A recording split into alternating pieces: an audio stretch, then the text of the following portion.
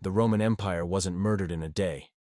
It was more like a slow, 300-year decline, a story far more complex than a simple tale of barbarians at the gates. We picture a dramatic, fiery end.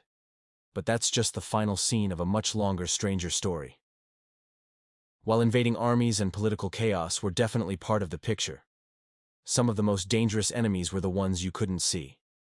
An invisible poison that may have seeped into the water, a silent hunger that stripped forests bare, and a creeping exhaustion that turned fertile fields into dust. For centuries, Rome was a machine of consumption, devouring resources on a scale the world had never seen. But machines need fuel, and the empire's relentless appetite created a crisis of its own making. Some regions ran out of trees, some ran out of fertile soil, and some grappled with the consequences of their own pollution. This isn't just a story of military defeat. It's also the story of how environmental pressures can weaken a civilization from the inside out, making it vulnerable to all the other shocks that followed. Forget the simple story of the fall of Rome. This is how Rome's foundations slowly eroded away.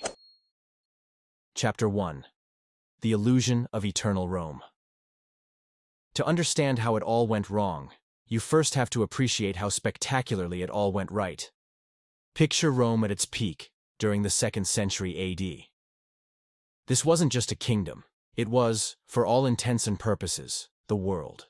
At its height, the Roman Empire governed a staggering portion of the known world. From the drizzly shores of Britain to the sun-scorched sands of Mesopotamia, an estimated 75 million people, maybe a quarter of the entire global population, lived under its rule. Its cities were marvels. Rome itself was a sprawling metropolis of over 1 million souls, a population size not seen again in Europe until London in the 19th century. Its streets were alive with commerce, its forums echoed with the debates of law and philosophy, and its Colosseum could seat 60,000 spectators for brutal, magnificent spectacles. This civilization was built on a foundation of unprecedented control over the natural world. 11 massive aqueducts carried a constant supply of fresh water into the heart of the city, a feat of engineering that was simply unmatched. They had complex sewer networks like the Cloaca Maxima to keep cities sanitary. A vast network of paved roads, the arteries of the empire, connected far-flung provinces, allowing legions, goods, and ideas to move with astonishing speed. The economy was a powerhouse, fueled by a stable, silver-based currency, the denarius, which was trusted in markets from Spain to Syria. The Mediterranean Sea, once a barrier, became a Roman lake, the Mare Nostrum, our sea, across which ships carried Egyptian grain, Spanish olive oil, and Gallic pottery. All of this was underwritten by the Pax Romana, a 2-century-long era of relative peace and stability, enforced by the most disciplined military machine the world had ever known. To an observer in the year 150 AD, the Roman Empire must have seemed eternal. Its success was built on a simple, unspoken promise that the resources to fuel this incredible machine were infinite. The forests would always provide wood, the fields would always yield grain, and the mines would always surrender their silver. It was a beautiful, powerful, and deeply dangerous illusion. Because as Rome was busy conquering the world, it was waging a quieter war against the very environment that sustained it. Chapter 2. The Silent Cost of Industry. The first victim of Rome's insatiable hunger was the forest. Wood was the foundational resource of the ancient world, the plastic, steel, and concrete of its day, and the Romans consumed it on an industrial scale. Every aspect of Roman life demanded timber. Wood was the primary fuel for heating the million-person metropolis of Rome and its sprawling network of public baths. It was used to construct roofing for buildings and the floors for multi-story apartment blocks. But the real driver of deforestation was industry. The empire's vast mining operations were voracious consumers of wood. In places like Spain, thousands of tons of timber were needed for mine supports and for the charcoal required in smelting. Extracting silver from lead-rich ore involved heating it to extreme temperatures, and every ounce of silver for the empire's coins came at the cost of countless trees. Shipyards, which built the merchant fleets and warships, also consumed entire forests. The list goes on: pottery kilns, lime production for cement, and even military campaigns. The consequences of this relentless clear-cutting were severe. starting with the soil itself. The Mediterranean landscape, with its thin topsoil and heavy seasonal rains, was particularly vulnerable. Once the trees were gone, there was nothing to stop the deluge. Rain pounded the exposed earth, washing away the precious, fertile topsoil. Roman writers like Pliny the Elder observed this, describing how deforestation led to devastating torrents. Modern studies confirm their observations, suggesting that soil erosion rates during the Roman period were significantly higher than natural levels. As the empire expanded, this process accelerated in many regions. That eroded soil had to go somewhere. It flowed into rivers, choking them with silt. This led to a cascade of secondary disasters. Rivers that were once navigable became shallow and unpredictable. The increased runoff also appears to have caused more frequent and severe flooding in cities like Rome. The silt also flowed out to sea, dramatically altering coastlines and rendering old harbors useless, a constant and costly burden. This transformation of the landscape may have had another sinister effect. As forests were cleared and natural drainage was disrupted, some low-lying areas became waterlogged, creating stagnant, marshy wetlands.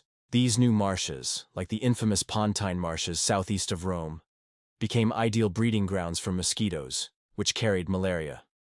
While the precise impact of malaria on the empire's fall is still debated by historians, the spread of this debilitating disease certainly placed an additional strain on the population's health and vitality. Chapter 3. The Dying Land. The damage didn't stop at the water's edge. The very same pressures that stripped hills of their trees also sapped the life from the empire's agricultural heartlands. At its core, the Roman economy was an agrarian one. Its cities, armies, and social structure all depended on a steady supply of food, especially grain. To feed its huge population, Rome pushed its agricultural system to the limit. A major issue in some regions was a system of continuous intensive farming. Farmers often cultivated the same plots year after year, planting grain crops that rapidly depleted the soil of nutrients. While some Roman agricultural writers understood the importance of crop rotation and using legumes to replenish the soil, these practices were often ignored in the face of relentless demand. When existing fields became exhausted and yields dropped, the common response wasn't to change methods, but to simply clear more forests for new farmland, creating a vicious cycle. This was made worse by overgrazing. Herds of animals, particularly goats, were often allowed to graze on hillsides, stripping them of plant cover and worsening soil erosion. What was once the breadbasket of the Republic was becoming a tired land. The agriculturalist Varro wrote of abandoned fields, and 2 centuries later, Columella remarked that without grain imported from the provinces, the people of Latium would have starved. This forced Rome into a critical and ultimately fragile strategic position. It became deeply dependent on grain from its overseas provinces. Latium, Campania, Sicily, and Spain were each in turn exploited, and some faced soil exhaustion. The ultimate prize was Egypt. With the Nile's annual flood naturally replenishing its soil, Egypt was the one province that seemed immune. It became the personal property of the emperor, its immense grain surplus shipped across the Mediterranean to feed Rome's population through the state-subsidized grain dole, the Cura Annanii. For a time, this system worked, but this dependence created a profound vulnerability. The stability of the capital now rested on a fragile, 1,000-mile-long supply chain. Any disruption, pirates, war, or bad weather, could lead to immediate food shortages and riots. As the empire weakened, this vulnerability became a gaping wound. When the Vandals conquered North Africa in the 5th century, they seized one of Rome's key grain sources. While the Western Empire was already in a state of severe decline, this act was like seizing the jugular of an already bleeding man. Chapter 4. A Poisoned Chalice. Rome's mastery over water is legendary, but this triumph of engineering may have harbored a hidden danger. Lead. The Romans used lead, or plumbum, where we get our word plumbing, for almost everything. It was cheap, malleable, and waterproof. They famously used it for the pipes that distributed water from the aqueducts. They were aware lead had toxic properties. Pliny the Elder noted the noxious vapors from lead furnaces. But its convenience seemed to outweigh the risk. Contamination didn't stop at the pipes. Romans used lead to line cooking pots and, most troublingly, as a sweetener for wine. They would boil grape juice in lead pots to create a sweet syrup called sapa, which was added to wine to improve its taste and preserve it. The theory that lead poisoning contributed to the fall of Rome has been debated for centuries. Proponents argue that chronic low-level lead exposure was common, particularly among the elite who could afford piped water and lead-sweetened wine. They suggest this could have led to widespread health problems, including infertility and cognitive decline, weakening the ruling class. However, many historians are skeptical.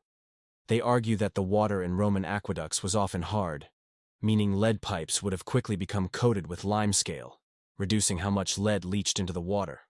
Plus, the rural majority of the population would have had far less exposure. But recent science has added a new twist. Analysis of Arctic ice cores shows a dramatic spike in airborne lead pollution during the Roman era, generated by the empire's massive silver mining and smelting operations. This process released huge quantities of lead particles into the atmosphere, which traveled on the winds across the globe. Some recent studies have speculated this widespread pollution could have had a subtle, negative cognitive impact across the population. But this is a new and not yet mainstream theory. It is, however, a stark reminder that the very industries that created Rome's wealth were also releasing pollutants into the environment, one of many stressors on a complex society. Chapter 5. When the Heavens Turned. As if the problems Rome was creating for itself weren't enough, the natural world delivered its own blows. For centuries, from about 200 BC to 150 AD, the empire enjoyed what's known as the Roman climatic optimum. The weather was generally warm, stable, and well-watered, perfect for agriculture. This climatic stability was a hidden subsidy that underpinned the empire's growth. But around 150 AD, the climate began to get less predictable. And later, in the 6th century, things took a dramatic turn for the worse. The world lurched into a period of prolonged cooling now known as the Late Antique Little Ice Age, triggered by a series of massive volcanic eruptions in 536, 540, and 547 AD. The eruption in 536 AD was apocalyptic, spewing a colossal plume of aerosols into the atmosphere and creating a volcanic winter. The Byzantine historian Procopius wrote that, "The sun gave forth its light without brightness, like the moon. Summer temperatures plunged, causing widespread crop failures and famine." Now it's crucial to get the timeline right here. This catastrophe, and the horrifying plague of Justinian that followed in 541 AD, struck after the Western Roman Empire had already officially fallen in 476 AD, so they didn't cause the West's collapse. But they were devastating for the surviving Eastern Roman, or Byzantine, Empire. These events shattered Emperor Justinian's dream of reconquering and reuniting the old empire and arguably put the final nail in the coffin for the ancient Roman world. It was a 1-2 punch of climate shock and pandemic that the remnants of the Roman world were simply unequipped to withstand. Chapter 6. The Economic Death Spiral. While the environment was under stress, Rome's economy was actively self-destructing. For centuries, the empire's strength was built on sound money, the silver denarius. This coin had a high silver content, so it was trusted everywhere. But the empire's expenses were enormous.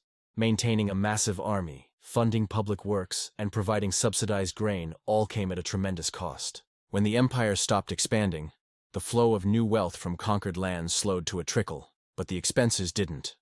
So, emperors turned to a seemingly easy solution: currency debasement.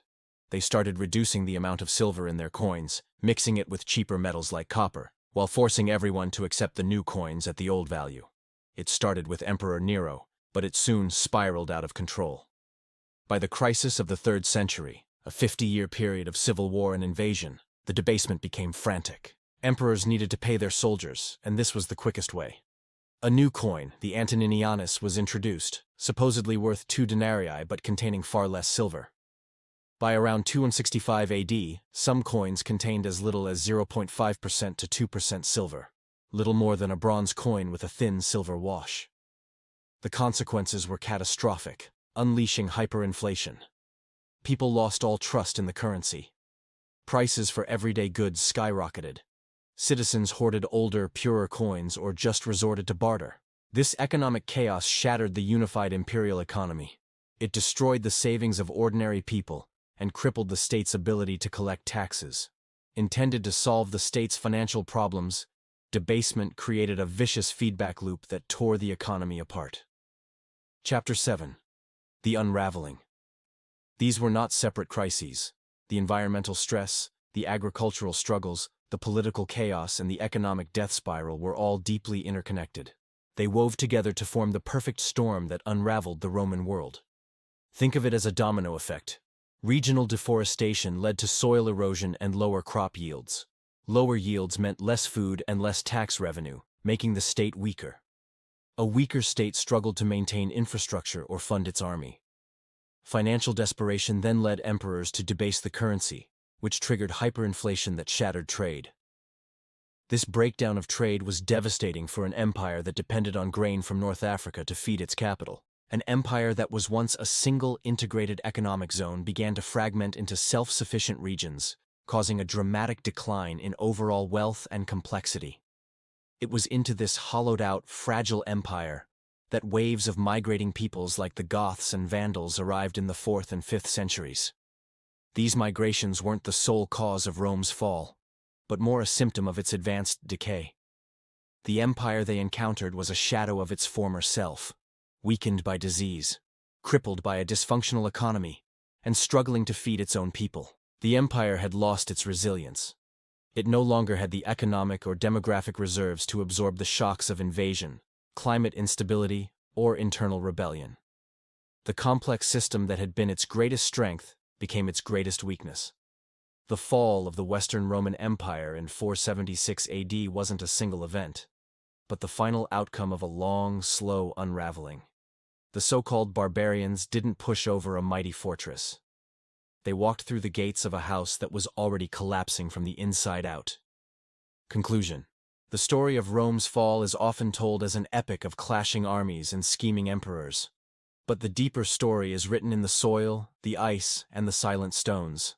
Rome's collapse wasn't a simple failure of politics or military strategy. It was a complex, systemic failure. It was a civilization that achieved unparalleled greatness by mastering its environment, and then was weakened as it pushed that environment, its economy, and its own people past the breaking point. Its environmental degradation was a significant contributing factor among many others, including political instability, endless civil wars, economic mismanagement, and pandemics. The deforestation, soil exhaustion, and pollution weren't the single cause, but they were a constant, underlying stress that made every other problem worse. And this isn't just ancient history. The story of Rome is a chillingly relevant cautionary tale. It's a story about the complex, fragile relationship between a civilization, its resources, its climate, and its economy. It shows how environmental problems are never just environmental problems. They are economic, social, and political crises waiting to happen.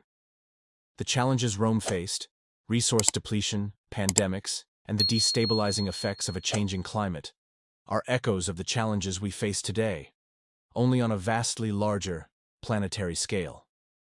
Rome's empire is gone, but the lesson etched into its ruins remains. A civilization, no matter how powerful, cannot survive indefinitely if it ignores the foundations that support it. The fall of Rome is a stark reminder that true, lasting strength is found not just in consumption and expansion, but in balance and resilience.